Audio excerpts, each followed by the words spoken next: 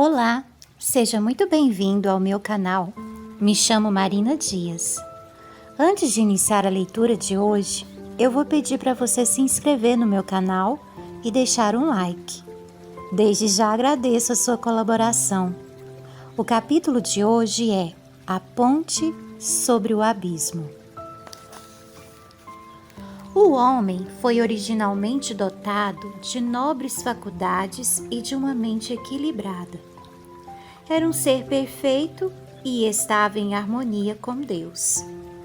Seus pensamentos eram puros e seus desejos eram santos. Mas, por causa da desobediência, sua mente se tornou pervertida e o egoísmo suplantou o amor. Por causa da transgressão, sua natureza tornou-se tão enfraquecida que ele, por sua própria força, não mais conseguia resistir ao poder do mal. Ele foi feito cativo por Satanás, e assim teria permanecido para sempre, se não houvesse a intervenção especial de Deus. Era propósito do tentador frustrar o plano divino da criação do homem e encher a terra de miséria e sofrimento. Ele atribuiria todos esses males à obra de Deus ao criar o homem. Antes de pecar, o homem mantinha uma alegre comunhão com aquele em quem todos os tesouros da sabedoria e do conhecimento estão ocultos. Colossenses 2, versículo 3. Mas depois do pecado, já não encontrava alegria na santidade e procurava esconder-se da presença de Deus. Esta ainda é a condição do coração não renovado.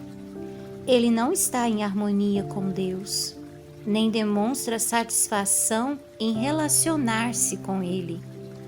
O pecador não consegue ficar feliz na presença de Deus e evita a companhia dos seres santos. O espírito de amor altruísta que domina ali onde cada coração reflete um infinito amor, não despertaria o menor interesse em seu coração. Seus pensamentos, interesses e motivos seriam distintos daqueles que caracterizam os habitantes sem pecado que ali estão. Ele seria uma nota dissonante na música celestial.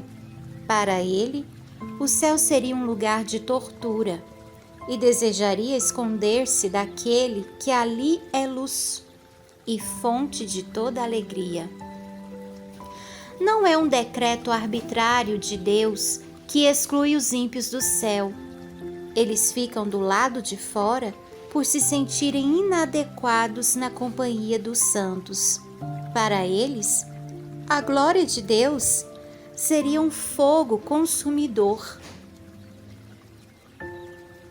Prefeririam que logo viesse a destruição para que não tivessem de enfrentar um encontro com aquele que morreu para redimi-los. Por nós mesmos, é impossível escapar do abismo de pecado em que estamos afundados. Nosso coração é mau e não podemos mudá-lo. Quem, da imundície, poderá tirar coisa pura? Ninguém. Jó 14, versículo 4. O pendor da carne é inimizade contra Deus. Romanos 8, 7. A educação, a cultura, o exercício da vontade, o esforço humano, todas essas coisas têm sua importância, mas nesse caso não têm poder para mudar a situação. Podem até produzir um comportamento aparentemente correto, mas não transformar o coração nem purifica as fontes da vida. É preciso que haja um poder que opere no interior, uma vida nova vinda de cima, para que o homem passe do estado pecaminoso para a santidade. Esse poder é Cristo, Somente sua graça poderá vitalizar as inertes faculdades espirituais e atrair a pessoa para Deus, para a santidade. O Salvador disse: se alguém não nascer de novo, a menos que receba um coração novo, novos desejos, propósitos e motivos, e passe a viver uma vida nova, não pode ver o reino de Deus. João 3:3. A ideia de que é preciso apenas desenvolver o bem que existe naturalmente dentro da pessoa é um engano fatal. O homem natural não aceita as coisas do Espírito de Deus, porque eles são loucura, e não pode entendê-las, porque elas se discernem espiritualmente. 1 Coríntios 2, versículo 14. Não te admires de eu te dizer: importa-vos nascer de novo. João 3:7. Está escrito acerca de Cristo: a vida estava nele e a vida era a luz dos homens. João 1:4. Ele é o único nome dado entre os homens, pelo qual importa que sejamos salvos. Atos dos Apóstolos 4:12. Não basta perceber o compassivo amor de Deus, enxergar a benevolência e a bondade paternal do seu caráter. Não basta discernir a sabedoria e a justiça da sua lei para ver que ela está alicerçada sobre o eterno princípio do amor. O apóstolo Paulo viu tudo isso quando exclamou: consinto com a lei, que é boa. A lei é santa e o mandamento santo e justo e bom. Mas em desespero, acrescentou com o coração amargurado: sou carnal, vendido à escravidão do pecado. Romanos 7:16, 12 e 14. Ele anelava a pureza, a justiça, coisas que por si mesmo não tinha forças para alcançar, e clamou: desventurado homem que sou, quem me livrará do corpo desta morte? Romanos 7:24. Esse é o clamor que vem de corações atribulados em todas as terras e em todas as épocas.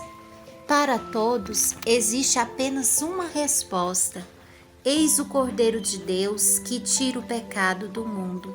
João 1:29. São muitas as imagens pelas quais o Espírito de Deus tem procurado ilustrar esta verdade, deixando-a clara para as pessoas que desejam livrar-se do pesado fardo da culpa.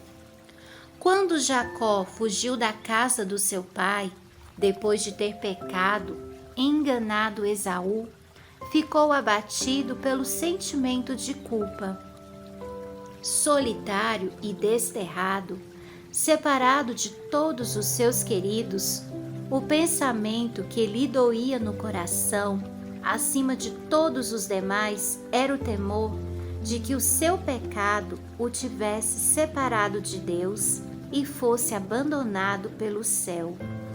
Com tristeza, deitou-se no chão para descansar. Ao seu redor havia somente as colinas. Acima, nada mais que as estrelas do céu. Enquanto dormia, uma luz estranha iluminou sua vista. Subitamente, do lugar onde se deitara, viu grandes degraus sombrios que pareciam erguer-se até os portais do céu. Sobre eles, anjos de Deus subiam e desciam. Das gloriosas alturas, ouviu-se a voz divina numa mensagem de conforto e esperança. Dessa maneira é que foi revelado a Jacó aquilo que poderia suprir a necessidade e o desejo de seu coração: um Salvador.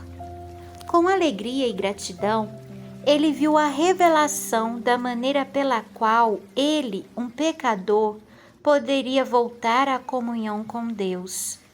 A mística escada do seu sonho representava Jesus, o único meio de comunicação entre Deus e o homem. Essa é a mesma imagem que Cristo utilizou em sua conversa com Natanael quando disse: "Vereis o céu aberto e os anjos de Deus subindo e descendo sobre o Filho do Homem." João 1:51.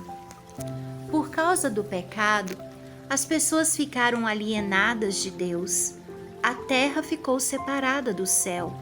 Por causa do abismo que se abriu, deixou de haver comunhão entre Deus e as pessoas.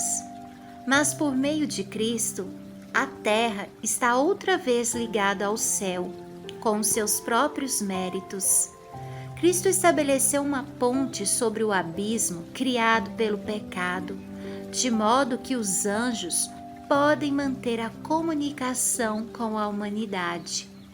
Cristo faz a conexão entre a humanidade caída, fraca e desamparada, e a fonte do poder infinito.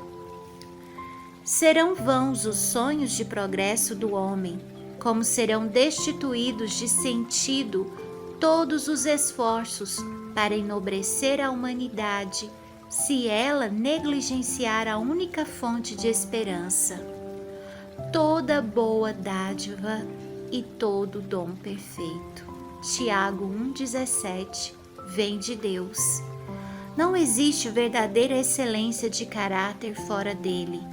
O único caminho para Deus é através de Cristo. Ele diz: "Eu sou o caminho e a verdade e a vida. Ninguém vem ao Pai senão por mim." João 14:6. O coração de Deus ama os seus filhos com um amor mais forte do que a morte. Ao dar seu Filho, Ele derramou sobre nós todo o céu em apenas uma dádiva: a vida, a morte e a intercessão do Salvador, o ministério dos anjos, os rogos do Espírito, a obra do Pai operando acima de tudo e por tudo, o incessante interesse dos seres celestiais. Tudo está sendo empregado em favor da redenção da humanidade. Contemplemos o precioso sacrifício que foi feito por nós. Esforcemo-nos para apreciar o valor do empenho e da energia que o céu está dispensando para buscar os perdidos e levá-los de volta para a casa do Pai. Motivos mais fortes e instrumentos mais poderosos não poderiam existir. As grandiosas recompensas de fazer o bem, as alegrias do céu, a companhia dos anjos, a comunhão e o amor de Deus e do seu Filho, o enobrecimento e a extensão de todas as nossas forças através da eternidade. Não seria tudo isso um grande incentivo para que desejássemos consagrar nosso coração em amorável serviço ao nosso Criador e Redentor?